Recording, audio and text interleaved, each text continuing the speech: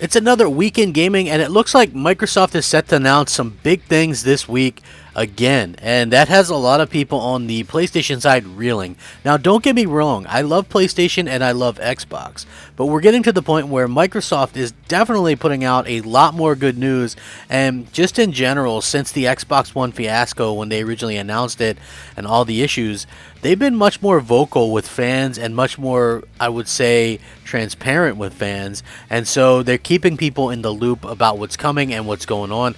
And I love that about them. You know, I'm not saying that it's great that they have a bunch of people in suits and stuff. Trust me, I'm well past that part in my life where I trust any of these companies. But I have to say, as an Xbox fan, it is nice to see them come out and be so proactive where it comes to their fans and things like that. You know, they went through a rough patch. They all go through rough patches, you know, and I let go of all that kind of anger and stuff towards Microsoft a long time ago.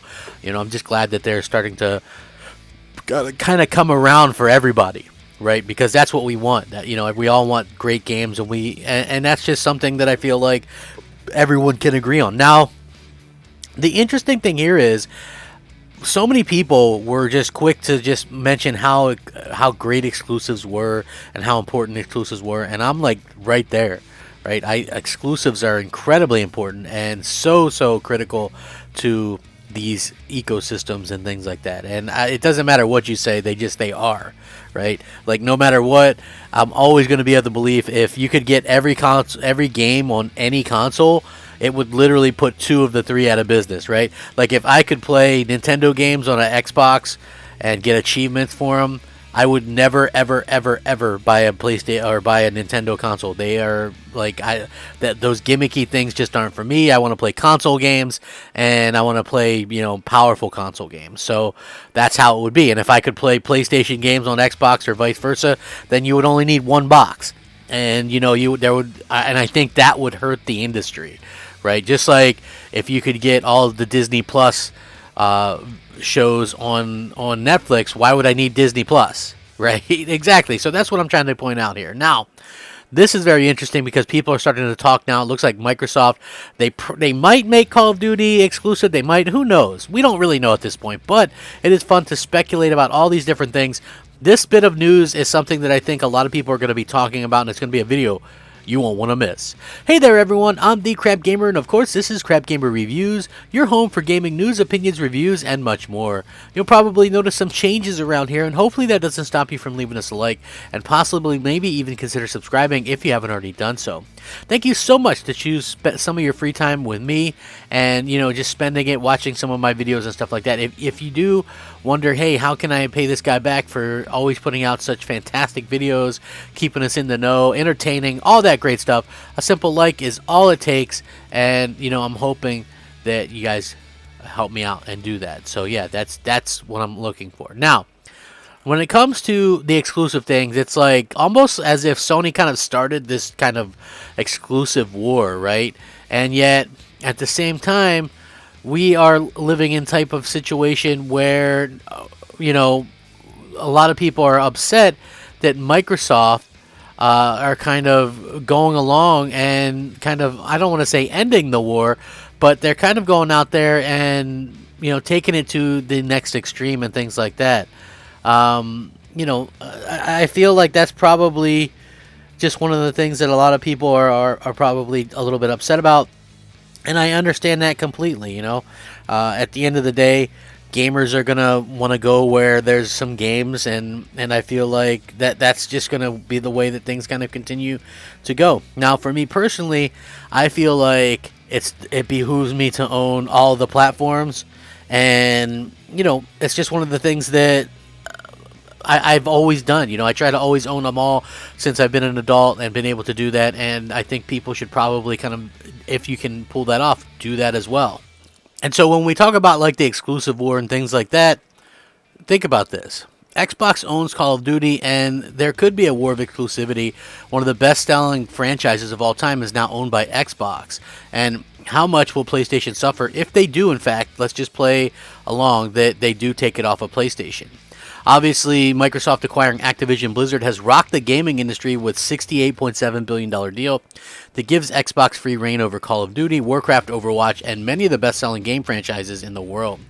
How will this spark a whole new world of like kind of where we have this exclusivity that matters again, like on all sides? Well, the way Activision's largest titles will change in the near future, and it's fascinating to think that one day we may not have to drop $60 to pick up the next installment of Call of Duty. Instead, the next Black Ops or Modern Warfare entry will pop up on Xbox Game Pass, although probably not this year, obviously, and this year will be the Modern Warfare one. So, Xbox Game Pass has now more than 25 million subscribers, and that figure is due in no small part to Halo and Forza and some of the big longtime Xbox exclusives. Call of Duty, however, is a different beast. Not only has it been a multi-platform franchise since it first was on consoles back in 2004, but it has been heavily associated with the other gaming group in Sony, with the PlayStation. And regardless of what Microsoft decides to do with its now list of franchises after the acquisition is signed off on sometime next year, Xbox will have a major stake in the way we access our favorite games, and Call of Duty is on the front line. Call of Duty really sells. Previously, the state of Call of Duty claiming that recent entries haven't felt like anything special. The release of Vanguard proved this, but there's a reason Call of Duty shares a similar annual release structure with Apple's popular iPhones, and it's because each entry sells. Market research company NBD released its annual chart of best-selling games of 2021 in the US, and Call of Duty Vanguard came out on top. Not only is this impressive, seeing how Vanguard was only released in November, but the second highest selling game of the year went to Call of Duty Black Ops Cold War, which was the previous year's Call of Duty. And if you look at 2020 sales, you'll find Cold War took the top spot, with 2019's Modern Warfare taking second place. This has been an ongoing trend for years and years. In the UK, games industry biz sales are similar, but FIFA 22 was named the best-selling game of the year, with Vanguard coming in second place. Keep in mind, Vanguard had seen in a 36.1% decline in sales compared to 2020's Cold War, and it was still the second highest selling game in the UK and number one in the US. A more interesting figure from the NPD is PlayStation's top seller, you guessed it, Vanguard. What's more is Black Ops Cold War still took third place. Having Xbox's own one of PlayStation's biggest breadwinner is unnerving, especially since Sony has gone out of its way to form a relationship with Call of Duty. So if you head over to the Call of Duty website, you'll find a special section all about the advantages of playing any entry on PlayStation, from exclusive benefits such as Battle Pass, bundle bonuses to early access to the beta. PlayStation players have always had a variety of bonuses, and the adaptive triggers on the PlayStation 5's DualSense are the icing on the cake. Now PlayStation might not have access to provide these privileges, with Xbox becoming the home for all things Call of Duty. Microsoft will see a considerable amount of pennies if it decides to do what PlayStation presumably fears, and that's even according to this. Now, there is console tribalism as well.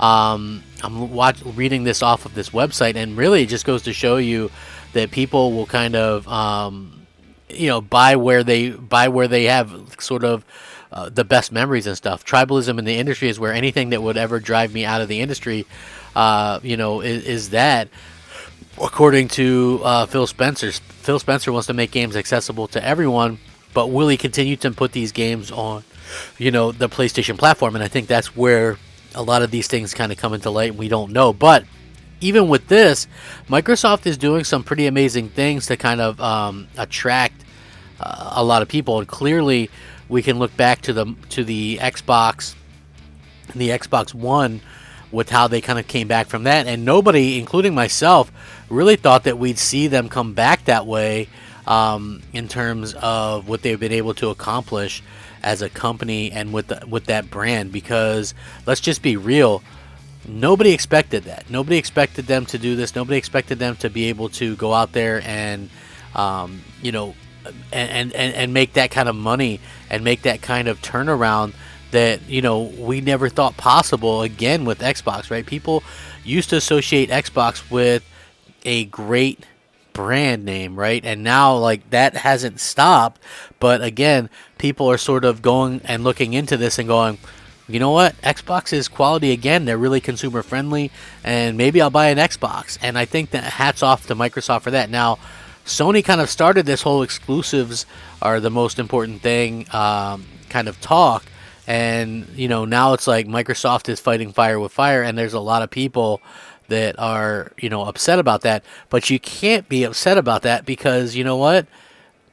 Sony does it too. Sony wants exclusives. They buy exclusives. I understand it might not be as egregious as buying a whole publisher, but it's still, you know, they still play the game dirty and they still do the same thing. So it's a very interesting topic now that Sony has done it and Microsoft has done it. Where do you stand on it? Where do you stand on exclusives? Where do you stand on Microsoft putting these things everywhere, or putting the like Call of Duty on PlayStation? Where do you stand on PlayStation kind of taking shots at Microsoft at various points about exclusives, and now, you know, things kind of turn around a little bit and it's almost like they're caught holding the bag? I would love your guys' thoughts and opinions. Let me know. Rack 'em up, fact 'em up, Crap Gamer 'em up. Thanks for watching so much. Crap Gamer out.